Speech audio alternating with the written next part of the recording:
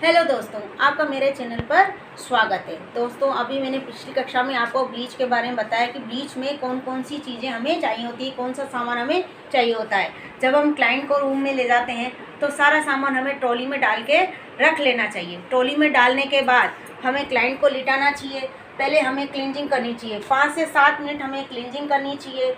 उसके बाद cream bleach को बनाना चाहिए, उसके बाद फेस पर लगाना चाहिए। हमें जब हम स्किन पर लगाते हैं तो हमें स्किन देखनी चाहिए। यदि हार्ड स्किन है तो हार्ड स्किन में पाउडर ज़्यादा डाला जाता है। किसी किसी स्किन हार्ड होती है, उसमें पाउडर ज़्यादा डाला जाता है। यदि किसी की स्किन नॉर्मल होती है, ड्राई स्किन, यदि किसी की स्किन ड्राई है, ड्राई में पाउडर कम डालेंगे और ड्राई स्किन पर सिर्फ 10 मिनट के लिए हमें ब्लीच लगानी होती है। हमें हर स्किन के हिसाब से देखना चाहिए। यदि सेंसिटिव स्किन है तो उसमें कम टाइम लेना चाहिए, उसमें 5 से 7 मिनट में हमें हटा देनी चाहिए। यदि किसी के एक्ने हैं, किसी के मुहासे हो रहे हैं फेस पे और वो कहते हैं हमें ब्लीच लगानी है, तो जहाँ जहाँ मुहासे हैं उस चीज़ को अवॉइड करके, जहाँ मुहासे हैं उस जगह को छोड़ करके हमें क्रीम ब्लीच का यूज़ करना चाहिए। क्योंकि अगर हम वहाँ लगाएंगे ब्लीच को तो ब्लीच लगाने के बाद वो मुहासे हैं जो वापस फूट पड़ेंगे, उनमें से हो सकता है ब्लड भी निकल जाए। हमें उस चीज़ को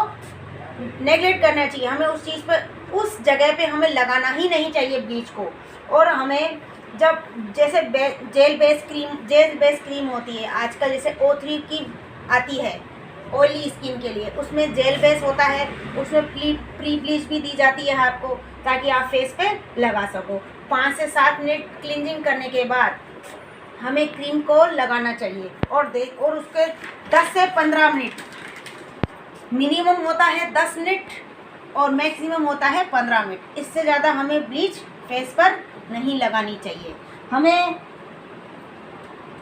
क्लीनिंग करने के बाद उसका फेस साफ करना चाहिए। 2 चुटकी एक चम्मच क्रीम लेकर के उसमें 1 चुटकी एक्टिवेटर की मिलाएंगे और उसको मिक्स करेंगे।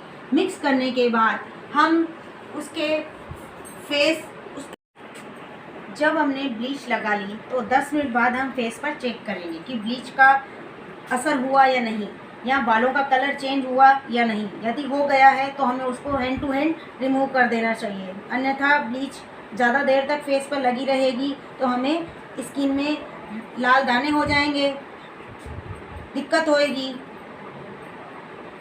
ऑयली स्किन पर और पिंपल्स होने पर हमें उस स्थान पर ब्लीच को अवॉइड करना चाहिए। D10 आजकल जब हम ब्लीच करते हैं तो हमारे आँखों को और आईब्रो को छोड़कर हम जब ब्लीच लगाते हैं तो आँखों के लिए भी आजकल D10 पैक आता है, जिससे जैसे आँखों के आगे काले घेरे होते हैं तो वो D10 से रिमूव हो जाते हैं। दोस्तों, कई बार क्या होता है, फेशियल करते हैं या ब्लीच करते हैं तो उसमें हमें रिएक्शन होता है, एलर्जी हो जाती है, तो उसको कहते हैं कंट्राक्शन रिएक्शन, यानी इरिथेमा। जो हमारे स्किन में लाल हो जाता है, स्किन लाल हो जाती है, रेडनेस आ जाती है, तो उसको इरिथेमा कहते हैं। वो रेडनेस से लालपन, स्किन में लालपन होना, या तो दर्द होना, या स्वेलिंग, या कई बार सूजन भी आ जाती है। इसके लिए हमें प्रोडक्ट को हैंड टू हैंड रिमूव कर देना चाहिए। हाथों हाथ प्रोडक्ट को रिमूव करने के बाद या तो हमें कोल्ड कंप्रेशर देना चाहिए, ठंडा ठंडा पानी बर्फ़ ला करके फटाफट तौलिए से उसकी स्किन पर रख देना चाहिए, ताकि उसके जो फेस पर लाल हुआ है, लाल दाने निकल आए हैं या लाल स्किन हो गई है, तो उससे थोड़ा उसको आराम मिले। उसके जो फेस पर गर्मी हो गई है वो गर्मी पूरी बाहर निकल जाएगी। ठंडा कोल्ड कंप्रेशन देने के बाद उसके जो फेस पर गर्मी आ गई है उसको ठंडक पहुंचेगी और गर्मी बाहर पूरी निकल आएगी, तो उसके फेस पर जो लालपन हुआ है वो ख़त्म हो जाएगा। कोल्ड स्टीम भी, यदि आप कोल्ड कंप्रेशन नहीं दे सकते हो, बर्फ़ नहीं है आपके पास, तो कोल्ड स्टीमर आते हैं, उसमें कोल्ड वाले को चालू करके आप उसके फेस पर लगाइए, तो उससे भी थोड़ा उसको आराम मिलेगा। सूथिंग में एलोवेरा जेल लगा सकते हैं आप, उसको हैंड टू हैंड, हाथों हाथ उसको रिमूव करने के बाद आप एलोवेरा जेल लगाइए, उससे भी उसका लालपन है या दाने हो गए हैं तो वो भी ख़त्म हो जाएंगे। यदि क्लाइंट पहली बार ब्लीच कराता है तो उस पर आपको पेस्ट टेस्ट करना चाहिए। अगर हमेशा ही कराता रहता है, रेगुलर कराता है, तो आप वही चीज़ यूज़ कर सकते हो, अन्यथा आप उसको एक बार चेक करेंगे। चेक करने के बाद उसको देखेंगे कि उसमें खुजली वगैरह तो नहीं हुई है। होम केयर में भी आप उसको दे सकते हो, आप उसको होम केयर में भी कई चीज़ें दे सकते हो। यदि आपका क्लाइंट जब उसके रेडनेस हो गई है फेस पर, आपने एलोवेरा जेल भी लगा लिया, कोल्ड कंप्रेसर भी दे दिया, अगर आप उससे भी उसको आराम नहीं मिलता है तो लास्ट में आप उसको डॉक्टर की सलाह दीजिएगा कि भाई अगर ये ठीक नहीं होता है तो डॉक्टर के पास चला जाए। अन्यथा वैसे तो इससे उसको आराम आ जाता है, क्योंकि जो फेस पे एकदम गर्मी हो गई है उस गर्मी को वो रोक लेता है। ये चीज़ें होती हैं जब हम ब्लीच लगाते हैं या ब्लीच करते हैं।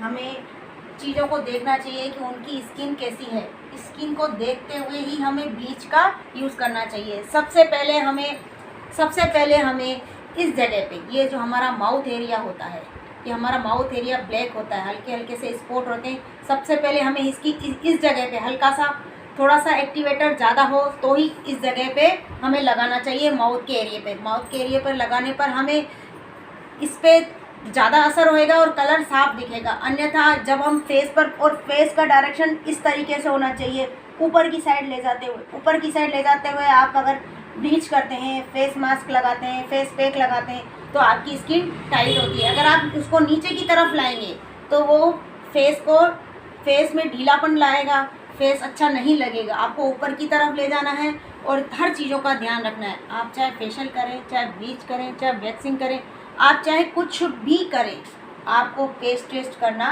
ज़रूरी है। अगर यदि आप फेस टेस्ट नहीं करेंगे तो क्लाइंट परेशान हो जाएगा, क्लाइंट की स्किन पर लाल दाने हो जाएंगे। आप इस तरीके से आप नोट्स भी बनाइए, जो मैं आपको बोर्ड पर लिखकर बताती हूँ। आप ये सारे नोट्स बनाइए ताकि आपको आगे ये काम आएंगे। और यदि आप कभी भूल जाते हो बाय चांस, तो आप इसको देख करके उसको चेक कर सकते हो और दोबारा से आप उसको याद कर सकते हो। यदि किसी की स्किन में लाल दाने हो जाते हैं तो आप सबसे पहले ब्लीच बनाते हुए आप उसमें रोज़ वाटर डालिए। रोज़ वाटर डालने के बाद वो उसके फेस पर लगेगा तो लाल दाने भी नहीं होंगे, चकत्ते भी नहीं पड़ेंगे और उसको खुजली भी नहीं होगी। आप थोड़ा सा उसमें आधा चम्मच रोज़ वाटर का डालिए। यदि आपको प्रोटीन ब्लीच बनानी है तो मिल्क पाउडर आता है, मिल्क पाउडर का 1 चम्मच उसमें ब्लीच में मिक्स कर दीजिए तो आपकी वो प्रोटीन ब्लीच बन जाती है। इस तरीके से ही हमें कोई ना कोई उसमें चीज़ डालें तो हमारी ब्लीच अलग अलग तरीके से अलग अलग वेरिएशन हो जाता है और हमारे फेस पर अलग ही ग्लो आता है। यदि हम पाउडर डालेंगे उसमें तो वो उससे ब्लीच से अलग ही फेस पर शाइन आएगी, और रोज़ वाटर डालेंगे तो हमें ठंडक पहुँचेगी। ऐसा ही हमें ब्लीच बना कर क्लाइंट के फेस पर लगानी चाहिए या हमें खुद के ऊपर लगानी है, तो इन चीज़ों का ध्यान रखते हुए लगानी है। तो दोस्तों, आज की वीडियो के लिए बस इतना ही। मैंने ब्लीच के बारे में आपको पूरा बता दिया कि हमें क्लाइंट को कैसे ट्रीट करना है, किस तरीके से हमें उसका ध्यान रखना है और क्या क्या चीज़ें हमें चाहिए। आज की वीडियो में इतना ही। यदि आपको मेरी वीडियो अच्छी लगे तो लाइक कीजिएगा, शेयर कीजिएगा एंड सब्सक्राइब कीजिएगा। अगर आपको कोई चीज़ की वीडियो देखनी है तो आप मुझे कमेंट करके बताइएगा आपको कौन सी वीडियो देखनी है।